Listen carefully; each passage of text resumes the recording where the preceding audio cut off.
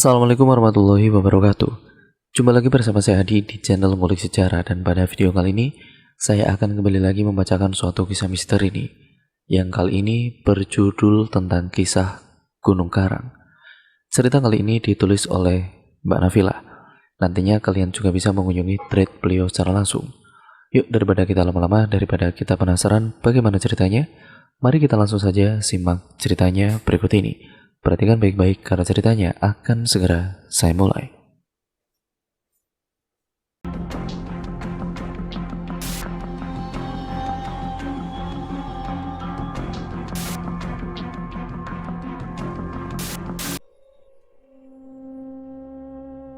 Sudah 2 hari, hewan ternak warga kampung dan duri hilang secara misterius.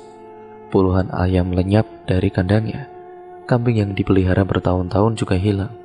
Belum lagi kerbau, ada 10 ekor yang hilang secara misterius. Entah kemana, sama sekali tidak meninggalkan jejak. Namun mereka yakin pasti ada maling di kampung mereka. Warga kampung itu sepakat untuk memperbanyak pos ronda. Setiap malam para pemuda dan bapak-bapak bergantian menjaga kampung. Mereka sangat berhati-hati jika ada orang asing yang masuk ke kampung mereka.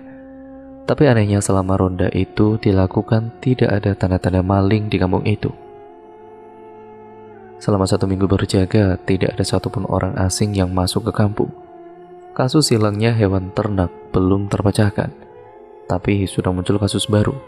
Banyak warga yang melapor ke ketua RT kalau warung mereka kemalingan.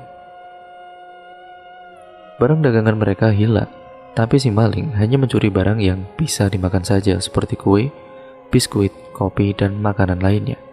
Kejadian ini benar-benar menggemparkan seluruh warga kampung. Mereka bahkan menambahkan gembok pada pintu rumah mereka agar maling tidak bisa masuk. Bukan pintu saja, tapi jendela juga ikut digembok. Pak Mas Huri, sebagai ketua RT, mulai kebingungan. Dia heran siapa yang sudah melakukan ini semua. Minggu berikutnya yang hilang adalah rokok. Banyak pemilik warung yang mengadu kepada Pak Mas Huri kalau rokok di warung mereka itu ludes digondol maling. Tapi tunggu dulu, Pak Mas Huri enggan buru-buru memutuskan kalau hilangnya rokok warga itu digondol maling. Soalnya rokok Pak Mas Huri juga sering hilang, padahal jelas-jelas ia meletakkan rokok itu di kamarnya. Hal itu dialami oleh bapak-bapak dan para pemuda kampung. Mereka sering kehilangan rokoknya. Lengah sedikit rokok itu lenyap begitu saja. Sementara itu di lain tempat, jauh dari kaki Gunung Karang, ada grup Jaipong yang reputasinya tidak terkalahkan. Kita sebut saja namanya grup Goyang Keboy. Mereka sangat tersohor seantero Banten. Setiap mereka manggung, yang nonton pasti ratusan orang. Sudah seperti nonton konser artis ibu kota. Tapi itu dulu. Sekarang grup Goyang Keboy sudah tidak laku lagi. Orang-orang lebih suka nanggap dangdut ketimbang jaipongan. Dulhanan pendiri grup Jaipong Goyang Keboy sekarang sudah beralih profesi menjadi kuli panjat pohon melinjo. Sedangkan Dian Rarasi primadona yang selalu dinanti-nanti goyangannya sekarang sibuk jualan sawo di pinggir jalan. Dia sudah menikah dan punya satu anak yang nakalnya minta ampun. Lain halnya dengan nasib para penabuh gamelan, mereka semua jadi tukang ojek yang setiap harinya hanya termangu di pertigaan jalan, menunggu penumpang yang tidak pasti. Sekalinya ada para penumpang itu dijemput oleh keluarganya. Sekarang hidup mereka serba sulit, tidak seperti dulu saat grup Jaipong Goyang Keboy berjaya. Mereka bisa mendapatkan uang yang melimpah ruah dari hasil manggung, namun sekarang hanya tinggal kenangan. Malam itu, di tengah malam sekitar jam 12, Dulhanan tidak bisa tidur. Dia lalu masuk ke kamar tempat disimpannya gamelan itu. Sudah lama sekali gamelan itu tidak digunakan, alat itu berdebu dan penuh dengan sarang laba-laba. Dulhanan menyalakan lampu kamar. Dia lalu mengambil kain basah dan membersihkan gamelannya dengan kain itu. Sambil menyanyikan lagu Jaipong, dia perlahan mengelap gamelannya. Tidak lama kemudian ada yang mengetuk pintu rumahnya. Dulhanan heran, tidak biasanya ada orang yang bertamu tengah malam seperti ini. Segera dia buka pintu, di hadapannya berdiri seorang lelaki berpakaian serba hitam dan mengenakan pelangkon batik. Perawakan lelaki itu kurus, kumisnya tebal sekali, alisnya menjuntai sampai ke curug mata. Lelaki itu benar-benar asing bagi Dulhanan. "Cari siapa ya, Pak?" tanya Dulhanan. "Bapak Dulhanan," jawab lelaki sambil tersenyum ramah. "Iya, saya sendiri. Mari silakan masuk." Dulhanan menggelar tikar pandan. Lelaki itu pun duduk bersila sambil terus senyum ramah. "Kalau boleh tahu ada perlu apa ya sama saya?" Dulhanan penasaran, jarang-jarang dia kedatangan tamu. "Saya diutus untuk menyampaikan pesan kepada Bapak." "Pesan apa dan dari siapa?" Dulhanan semakin penasaran. "Ini pesan dari Abah Khairi.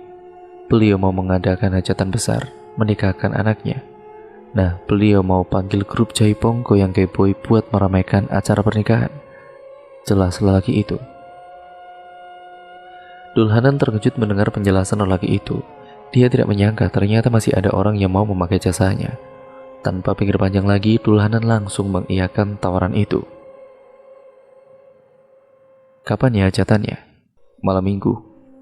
"Soal bayaran Pak Dulhanan tidak akan kecewa. Abah Khairi mau bayar 50 juta, kata lelaki itu. "Wah, mantap itu, Pak." Dulhanan bahagia sekali mendengar bayarannya benar-benar sangat tinggi. "Ya sudah, nanti hari Sabtu setelah maghrib saya kesini lagi, Pak ya. Nanti saya bawa teman-teman yang lainnya buat membantu bawa alat-alat Bapak. Kita jalan kaki saja," kata lelaki itu. Tidak berlama-lama, lelaki itu pun pamit dari rumah Dulhanan. Saking senangnya Dulhanan sampai lupa menanyakan siapa nama lelaki tadi. Itu tidak penting. Bagi Dulhanan yang penting sekarang adalah uang. Dia yakin para personil grup Goyang Keboy pasti mau diajak manggung lagi. Besoknya Dulhanan berhasil mengumpulkan personil yaitu Dian, Rara, Bedu, Jaro, dan Sardi. Mereka senang sekali mendengar kabar dari Dulhanan, apalagi saat diberitahu kalau bayarannya 50 juta rupiah. Pastilah yang hajat ini orang kaya.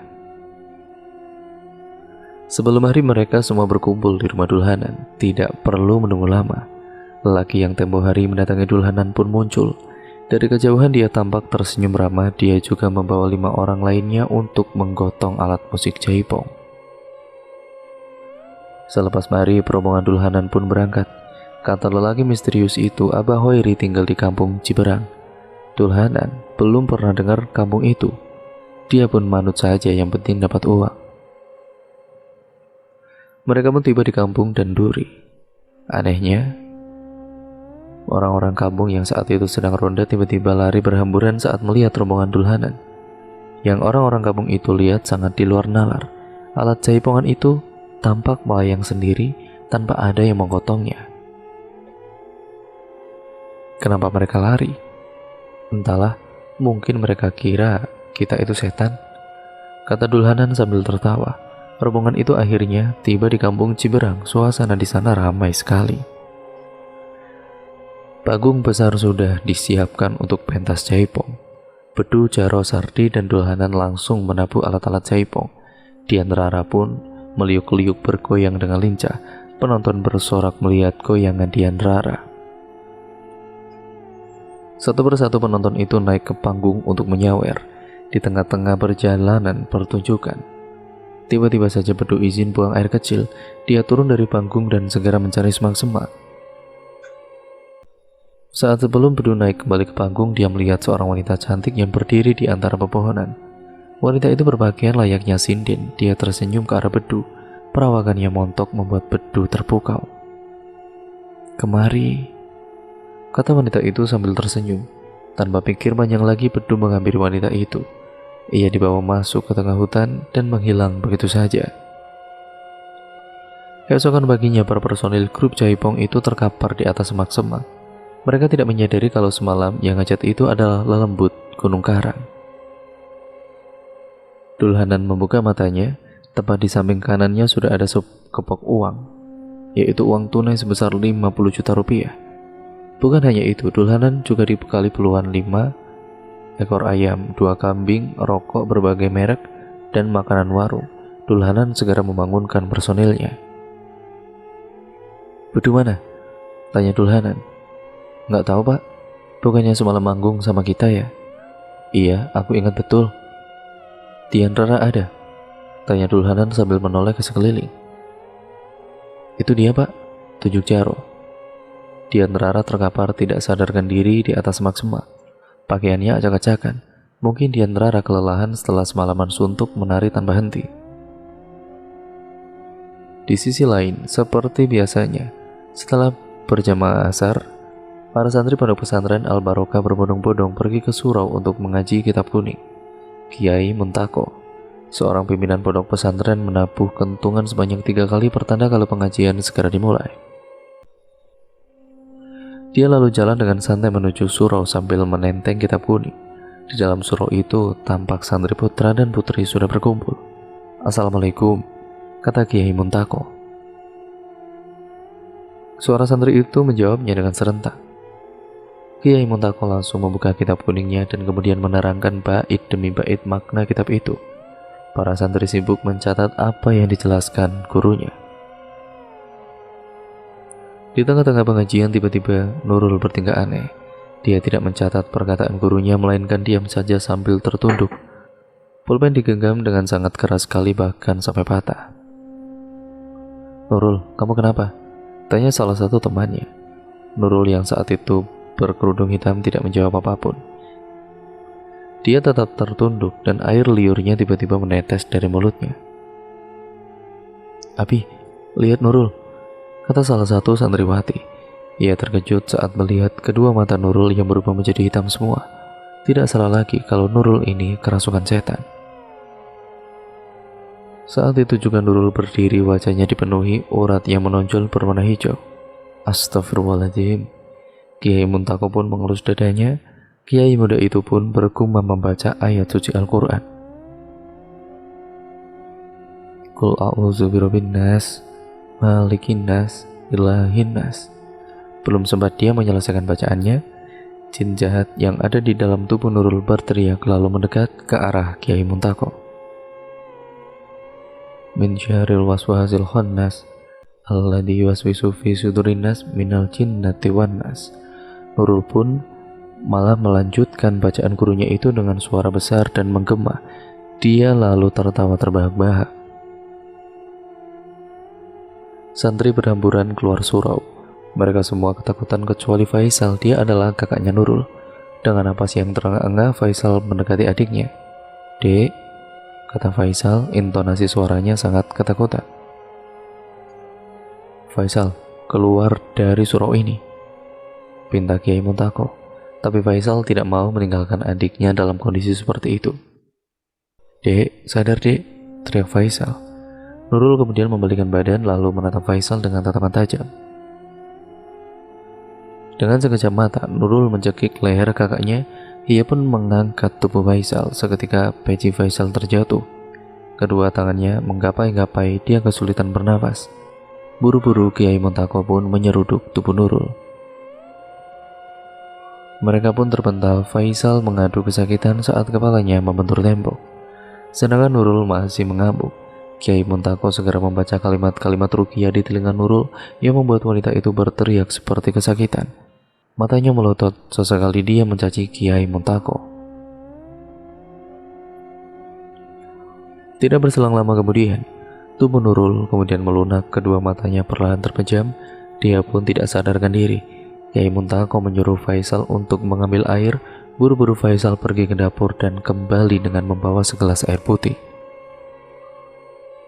Air itu dibacakan doa-doa, lalu disuapkan ke wajah Nurul yang tampak pucat. Nurul pun dibawa ke asramanya. Kemudian, sudah 2 tahun belakangan ini, Nurul sering sekali kesurupan. Ada jin jahat yang menempel di tubuhnya. Dia sudah beberapa kali diruqyah tapi tidak kunjung sembuh. Dalam sebulan, Nurul bisa kesurupan 2-4 kali.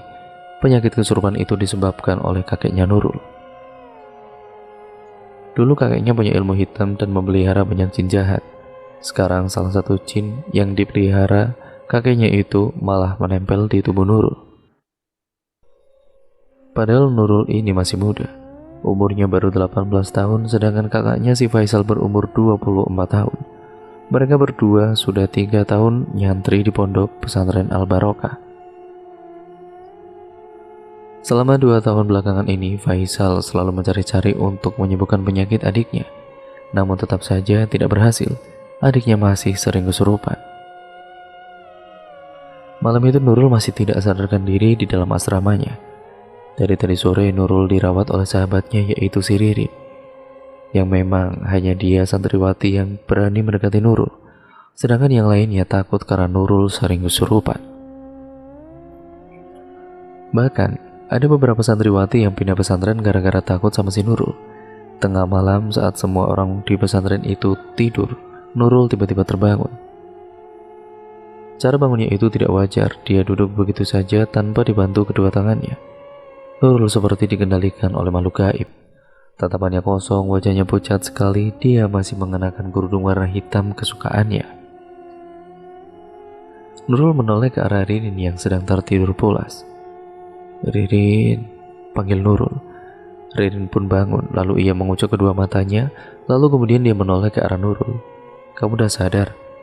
Nurul mengangguk. "Rin, anterin yuk, anterin aku." Pinta Nurul. "Kemana?" Ririn bangun, kini ia dalam posisi duduk. "Ke belakang asrama, nyari kalungku. Kalungku hilang, Rin, pasti jatuh pas wudhu. Itu kalung pemberian ibuku," kata Nurul. "Ya sudah, ayo kita cari." Ririn membuka lemarinya. Dia meraih senter dan juga mengenakan kerudungnya. Setibanya di belakang asrama, Nurul malah mematung. Dia tidak mencari kalungnya yang hilang. "Nurul," sapa Ririn dengan ragu. Dia mulai curiga kalau temannya itu kerasukan lagi. Nurul pun balik badan, tampak wajahnya yang menakutkan sama seperti saat kesurupan tadi sore. Ririn menjerit ketakutan. Dan dalam sekejap mata, Nurul kemudian mencengkut rambut temannya itu. Lalu kemudian menariknya ke atas pohon mahoni. Wanita itu merayap seperti binatang. Dia benar-benar sudah dirasuki jin jahat. Ririn berteriak sekuat tenaga sambil menangis. Dia menggantung di atas dahan pohon itu sementara Nurul mengerang-erang seperti binatang buas. Tangan kanannya menjinjing rambut Ririn. Kiai Muntako beserta para santrinya berhamburan ke belakang asrama. Semua orang yang ada di sana pun panik melihat Ririn menggantung di dahan pohon mahoni. Kiai Muntako membaca kalimat-kalimat ruqyah sambil mengacungkan telunjuknya ke arah Nurul. Saat itu juga Nurul mulai terlihat kesakitan. 5 orang santri muncul dengan menggendong sebuah spring bed yang lumayan besar untuk menahan tubuh Ririn. Nurul menjatuhkan Ririn dan untung saja wanita itu terjatuh tepat di atas spring bed. Sementara Nurul masih bertengger di atas dahan pohon mahoni. Kalimat-kalimat ruqyah terus dilantunkan oleh Kiai Muntako. Nurul pun terjungkal ke belakang, dia juga terjatuh tepat di atas spring bed sehingga tidak ada luka sedikit pun. Faisal memeriksa keadaan adiknya itu. Dia menangis karena tidak tega melihat adiknya yang sering sekali kesurupan. 1 minggu kemudian, sudah 5 kali Faisal bermimpi tentang sumur 7 yang ada di puncak Gunung Karang. Dalam mimpinya itu Faisal didatangi kakeknya sendiri. Kakeknya Faisal memberitahu kalau yang menempel di dalam tubuh Nurul itu adalah lelembut Gunung Karang. Satu-satunya cara agar Nurul bisa sembuh adalah mandi di sumur 7. Sumur itu terletak di puncak Gunung Karang. Faisal dan Nurul harus mendaki gunung itu.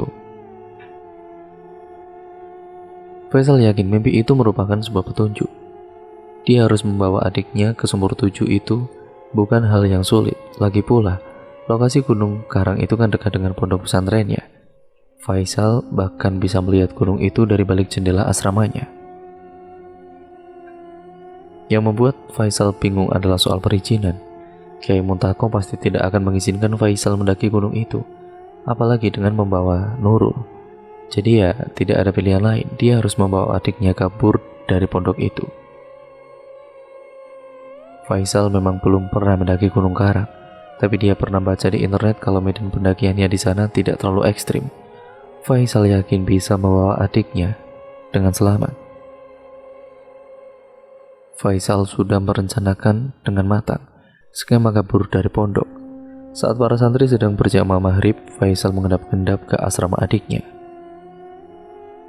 Kemarin Faisal sudah memberitahu Nurul agar tidak ikut jamaah maghrib. Nurul keluar dari kamarnya melalui jendela. Dia membawa tas gendong warna hitam. Begitupun Faisal, dia juga membawa tas yang di dalamnya berisi pakaian dan beberapa bungkus mie instan. Mereka tidak membawa tenda karena tidak punya. Faisal hanya berharap di tengah pendakiannya itu nanti dia bisa menemukan saung untuk berteduh. Mereka berdua berhasil kabur dari pesantren. Sebenarnya Faisal tidak tahu jalur pendakian Gunung Karang, dia cuma modal nekat saja. Di pertigaan, Faisal memberhentikan dua pengendara motor yang sedang melintas. Ia meminta diantarkan ke kaki Gunung Karang. Masuk jalur mana? Dan Duri? Tanya lelaki gendut yang mengendarai motor bebek. Iya, jalur mana saja yang penting bisa sampai ke puncak, jawab Faisal, dan tapi caranya terburu-buru. Sesekali dia menoleh ke belakang untuk memastikan kalau tidak ada santri yang mengikutinya. Ya sudah, kita antar ke Danduri saja, kata lelaki yang satu lagi. Dia berbadan kurus. Bayarannya berapa dulu? Tanya lelaki berbadan gendut. 100.000 cukup, tanya Faisal. Ya sudah, ambil saja. Lelaki berbadan kurus itu menyetujuinya. Mereka pun berangkat ke kampung Danduri. Danduri ini memang menjadi jalur favorit bagi para pendaki Gunung Karang. Tidak sampai 30 menit, mereka akhirnya tiba di kampung Danduri. Hari sudah gelap. Faisal dan Nurul berdiri di pinggir jalan. Kita sebenarnya mau kemana, Bang? Tanya Nurul. Abang mau ngobatin kamu ke puncak Gunung Karang. Nanti adik mandi di sumur 7 biar lembut di tubuh adik itu hilang. Abang tahu jalan ke puncak? Tanya Nurul lagi. Kita tanya-tanya saja ke orang kampung sini, Dek. Ayo. Faisal pun menuntun lengan adiknya. Sebelum mereka masuk ke perkampungan, dari semak-semak muncullah seorang anak lelaki yang umurnya kisaran 15 tahun. Dia menuntun seekor kambing. Anak laki-laki itu tersenyum saat melihat Faisal dan Nurul. Kalian dari mana? Tanya anak itu. Dari pesantren. Kami mau mendaki Gunung Karang, jawab Faisal. Malam-malam begini? Tanya anak itu. Iya, kamu tahu jalur pendakian di sebelah mana? Faisal kembali bertanya. Anak itu menuju ke arah barat. Di sana, untuk sampai ke puncak, kalian harus melewati 3 pos. Faisal menelan ludahnya sendiri. Dia sadar mendaki tanpa pemandu pasti nyasar. Begini, aku punya uang 300.000. Kalau kamu mau menganterin kami ke puncak, kami akan kasih kamu upah 300.000. Bagaimana? Tawar Faisal. Wah, serius? Anak itu malah senang. Faisal mengeluarkan uangnya. Ini kau pegang uangnya. Dia menyerahkan uang itu. Oke, aku mau. Kenalkan dulu, aku Acong. Aku asli orang sini. Aku Faisal dan ini adikku Nurul, ucap Faisal tanpa tersenyum. Kalian bawa tenda? Faisal dan Nurul pun menggelengkan kepala. Enggak apa-apa, ayo ikut aku. Kita ambil tenda dulu di rumah, ujar Acong. Acong ini memang sering mengantarkan para pendaki ke puncak. Saking seringnya, dia bahkan pernah dikasih tenda bekas oleh salah satu orang pendaki dari Jakarta. Memang tenda itu sudah jelek, tapi masih layak pakai. Setelah mengambil tenda di rumah Acong, mereka pun memulai pendakian. Acong membawa senter yang lumayan besar, sehingga cukup untuk menerangi jalan.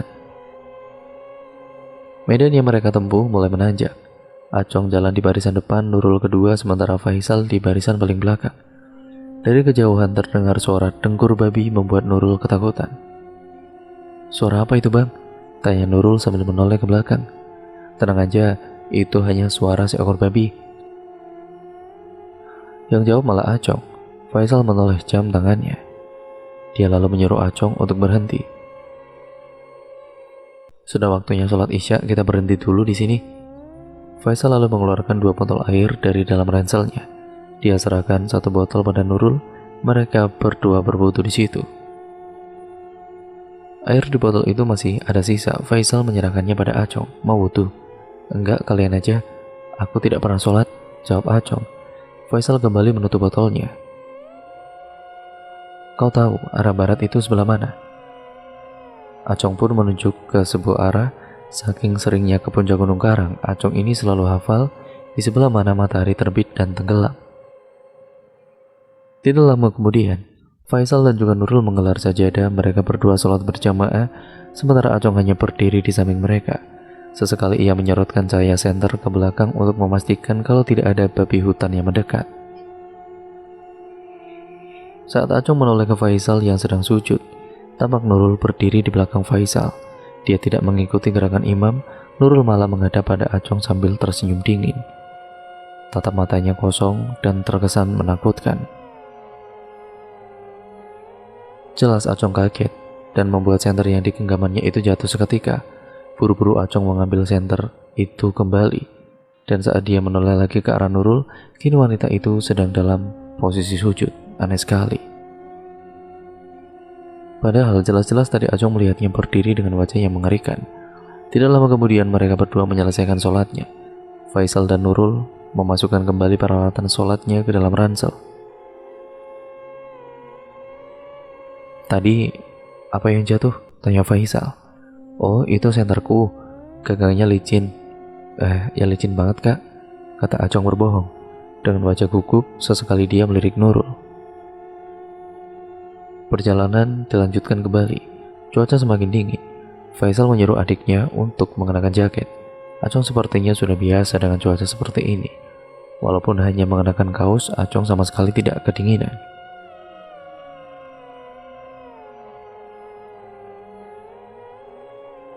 Di tengah-tengah perjalanan, Acong mendengar suara wanita yang berbisik di belakangnya. Acong, desis wanita itu. Sontak saja Acong berhenti lalu menoleh kepada Nurul. Iya, tanya Acong. Kenapa ya?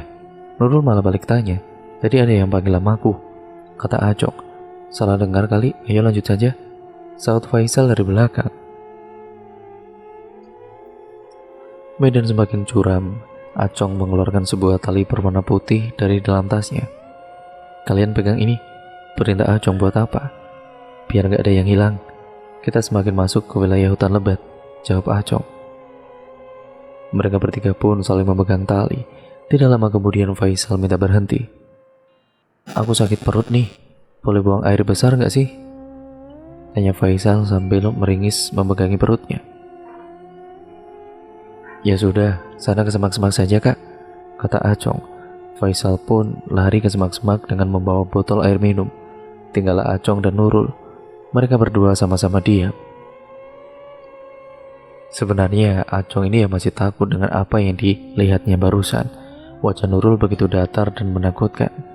20 menit berlalu, tapi Faisal tidak muncul-muncul. Acong benar-benar heran kenapa buang air besar itu lama sekali. Karena bosan menunggu, Acong menghampiri semak-semak tempat Faisal buang air besar.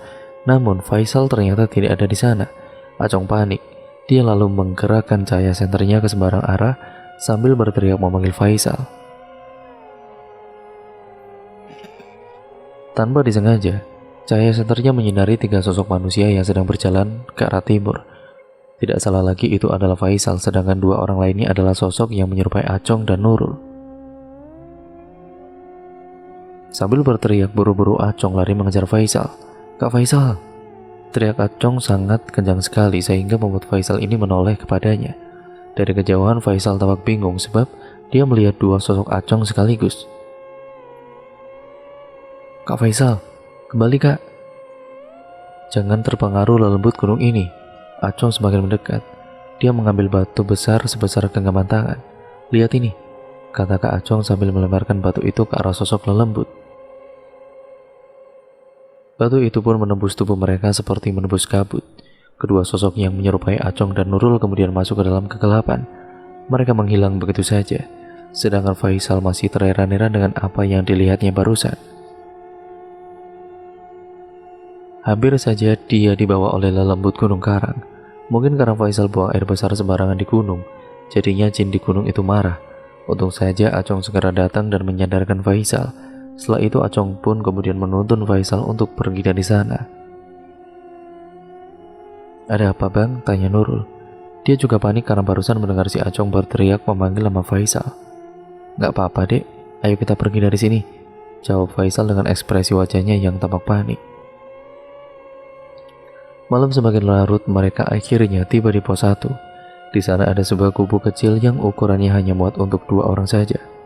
"Punten," Acong mengetuk pintu gubuk itu. Di dalam gubuk ada seorang lelaki tua yang sedang duduk bersila. Lelaki itu mengenakan baju dan celana panjang warna hitam. "Mangga," jawab lelaki tua sambil menoleh pada Acong. Suaranya terdengar serak dan berat. "Bah, kalau boleh kami ingin menumpang menginap di daerah sini ya," kata Acong dengan sangat sopan. "Silakan saja asal jangan berisik," ujar lelaki tua dari dalam gubuknya. Acong pun berterima kasih kepada lelaki tua itu. Dia lalu mendirikan sebuah tenda tepat di dekat gubuk si lelaki tua. "Tadi itu siapa?" "Dia Aba Munjid, juru kunci gunung ini. Dia orang sakti yang bisa berbicara dengan makhluk goib," jawab Acong. Faisal mengangguk-ngangguk. Belum sempat Acong mendirikan tenda, tiba-tiba Aba Munjid keluar dari dalam gubuknya. Ekspresi wajahnya tampak panik. Napas Aba Munjid terengah-engah seperti habis dikejar-kejar setan. Dia juga menatap Nurul dengan tatapan tajam. "Pergi kalian semua dari sini." Entah apa yang terjadi, Aba Munjid malah mengusir mereka. "Ada apa bah?" tanya Acong sambil mengerutkan keningnya. Wanita itu terkutuk. Tunjuk Aba Munjid kepada Nurul. Faisal tidak terima adiknya dikatakan terkutuk. Dia pun langsung menarik lengan Nurul dan pergi dari sana. Tanpa memperdulikan Aba Munjid, buru-buru Acong mengejar mereka. "Kita nyari tempat kemah yang lain saja," kata Faisal dengan nada kesal. Mereka menjauh dari pos 1 untuk mencari tempat berkemah. Tidak lama kemudian Acong berhasil menemukan lokasi yang permukaannya tanahnya itu datar. Ia pun mendirikan tenda di sana. Faisal dengan cekatan membantu Acong. Tidak sampai 20 menit tenda itu pun jadi. Acong tidur di samping kanan Faisal, sedangkan Nurul tidur di samping kirinya Faisal. Sekitar jam 1 dini hari Acong terbangun karena mendengar suara seseorang di luar tenda. Suara itu terkesan seperti suara seseorang sedang sholat. Allah, itu suara Nurul yang terdengar begitu lirih. Dari dalam tenda Acong melihat dengan jelas bayangan seorang wanita yang sedang sholat di luar. Dia menoleh ke samping kiri Faisal, tidak ada Nurul di sana. Yang sedang sholat di luar itu ya pastilah si Nurul.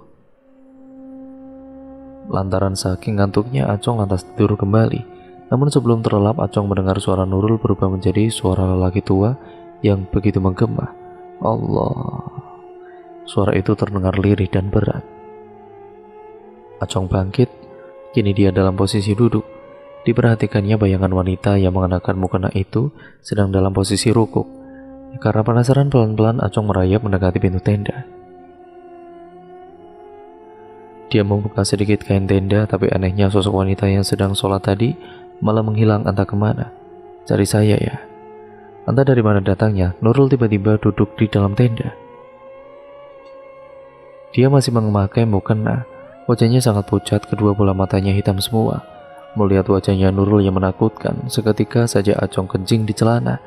Dia ingin berteriak, tapi tidak bisa. Suaranya seakan tercekat di tenggorokan. Kenapa dia bunuh Nurul? Acong terburu-buru membangunkan Faisal. Dia sangat ketakutan melihat wajah Nurul yang seperti itu. Faisal yang saat itu masih dalam keadaan mengantuk, langsung merogoh ranselnya dan mengeluarkan sebuah Al-Quran kecil. Faisal mengarahkan kitab suci itu ke wajah adiknya sambil membaca ayat kursi. Bukannya takut, Nurul malah semakin brutal. Dia mencekik leher kakaknya sendiri. Acong panik. Dia mencoba menghentikan serangan Nurul itu, tapi Acong sendiri malah terjungkal. Tenaga Nurul sangat tidak wajar. Faisal semakin tercekik dan juga kesulitan bernafas. Mau meminta tolong pun tidak akan bisa karena mereka di dalam hutan yang sangat lebat, dan tidak ada yang berani memasuki hutan itu kecuali ada suatu kepentingan yang mengharuskan ke hutan tersebut. Jam sudah menunjukkan pukul 3 dini hari. Keadaan sudah mulai kembali normal setelah dibacakan ayat-ayat suci Al-Quran. Lantas mereka memutuskan untuk segera ke puncak. Langkah kaki ketiganya semakin pasti mengarah ke Gunung Karang. Perkampungan di bawah gunung itu sudah dilaluinya. Tinggal hutan-hutan yang mulai menghadang langkah kakinya. Jalan setapak, jalan pencari kayu dan pemburu menuju puncak gunung diikutinya. "Bang, apa kamu yakin kita bisa sampai ke sumur itu?" "Iya dek, bismillah saja. Semoga kita segera sampai dan kamu bisa sembuh." Dari arah belakang tiba-tiba terdengar langkah seseorang. Acong pun segera menghentikan langkahnya dan menengok ke belakang. Rupanya itu Abah Munjid. "Kalian ini mau kemana?" "Saya mau ke sumur 7, Mbah." "Sebaiknya kalian pulang. Pulang. Tidak usah ke sumur itu. Kalian ini susah dibilangin ngeyel." "Punten, Mbah, tapi saya harus segera ke sana. Adik saya harus disembuhkan." "Terserah kalian. Nanti kalau ada apa-apa saya tidak mau bertanggung jawab." Setelah mengatakan itu, Abah Munjid pun pergi. Acong yang sudah kenal bagaimana Abah Munjid pun bingung karena tidak biasanya beliau melarang setiap pendaki yang mau ke puncak. Samar-samar Nurul melihat segerombolan harimau di depannya. Ada 9 ekor harimau. Ya, harimau yang seumur hidup baru dilihatnya. Ada 9. Ajalku sudah dekat. Harimau ini akan menerkam. Batin Nurul menggumam ketakutan. Namun kakinya juga letih mendaki. Tidak ada kuasa untuk berbalik badan dan lari. Tubuhnya seperti kaku memandangi kumpulan harimau yang semua matanya berkilat memandangnya. Tiba-tiba batinnya seperti ada keberanian. Entah mengapa, dia seperti mengenali harimau-harimau itu dan tidak takut sekalipun. Salah satu harimau yang punggungnya ada corak putih dan tubuh paling besar menghampirinya perlahan. Taring-taring besar harimau itu seperti belati, dan tubuhnya tidak bisa bergerak. Batinnya pasrah. Kalau sudah ajalnya, ya sudahlah. Begitu batinnya bergumam. Harimau itu hanya 1 langkah lagi di depannya. Semakin mendekat hingga kepala harimau itu hampir menyentuhnya. Lidah harimau itu menjulur menjilat tangan Nurul. Akhirnya sudah datang. Tiba-tiba harimau itu bersuara. Nurul kaget bukan kepalang. Suara siapa itu? Harimau itukah yang bersuara? "Bang." Faisal yang berada di belakangnya pun kaget melihat adiknya yang sudah pucat. "Acong, Cong, berhenti dulu, Cong." Tubuhnya Nurul pun lunglai, kakinya tidak ada tenaga, ambruk dengan kepala menunduk. Harimau itu terus menjilati tubuh Nurul. Beberapa harimau yang lain juga ikut menghampirinya. Mereka juga ikut menjilati bagian-bagian tubuh bocah yang hanya tersisa tulang dilapisi kulit itu. Kesadaran Nurul pun menghilang. Saat terbangun, dirinya sudah berada di atas ranjang bambu dalam sebuah kamar sempit berdinding bilik bambu. Matanya menerawang ke sekitar kamar sempit itu. "Di mana aku? Di mana harimau yang memakanku?" kata Nurul dalam hati. Masih dalam kebingungan, seorang pria tua masuk ke dalam kamar dan menyodorkan segelas air dan sepiring singkong bertabur kelapa. "Makan dulu," kata Abah Munjid yang sudah rentak itu. Dengan canggung Nurul meraih singkong itu. Mulutnya mulai mengunyah rasa lapar yang tidak tertahankan, membuat Nurul tidak memperhatikan kehadiran seorang pria tegap yang masuk ke dalam kamar itu. "Sudah sehat lagi, Kabah?" kata Faisal dengan kepala menunduk, segan kepada Abah Munjid. "Sudah, alhamdulillah. Sebentar lagi juga pulih. Kalian boleh turun dan jaga di bawah. Biar aku yang mengurus adikmu." Faisal, seorang yang sulit percaya sama orang lain. Ia bingung dan juga khawatir jika meninggalkan adiknya bersama Abah Munjid. "Ikuti saja, Kak. Abah Munjid ini orang sakti," saran Acong. Dengan ragu-ragu, Faisal pun menuruti saran Acong.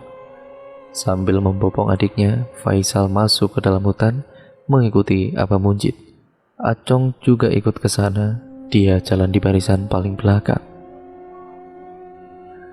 Tidak lama kemudian mereka tiba di sebuah lokasi yang sangat asing bagi Acong. Itu seperti sebuah lahan kosong. Di tengah-tengah lahan itu ada 3 batang pohon pisang yang diletakkan berdempetan. Abah Mujid pun berlalu diikuti 8 temannya. Tubuh manusia mereka kembali menjadi harimau. Tubuh mereka menghilang di rimbunan pohon, kembali turun ke kaki Gunung Karang. Usai menghabiskan singkongnya, Abah Mujid itu duduk di dekat Rakata. Nurul sekarang tinggal di sini bersama Aki, namanya Ki Gantang. Beliau tinggal di sini sendirian. Kamu jadi cucu Aki di sini. Belajar sholat, belajar ngaji, makan seadanya, kata Ki Gantang tadi. Kamu harus sabar, doakan bapak dan ibumu dan juga kakekmu agar tenang di alamnya. Nurul pun mengangguk-ngangguk. Dia juga tidak tahu mesti kemana lagi. Dari perbincangan mereka selanjutnya, Ki Gantang ternyata ulama besar yang mengasingkan diri dari keramaian. Sejak saat itu Nurul pun dimandikan di 7 sumur dan dikembeleng ilmu keagamaan dan kebatinan. Dia begitu tekun mempelajari ilmu agama. Al-Quran, hadis, tafsir, dan kitab-kitab kuning lainnya adalah makanan sehari-hari Nurul dari muda hingga menjelang dewasa. Sementara Faisal kini hidup di desa Danduri bersama dengan Acong. Alhamdulillahnya Abah Mujid masih ada rasa belas kasihannya pada mereka.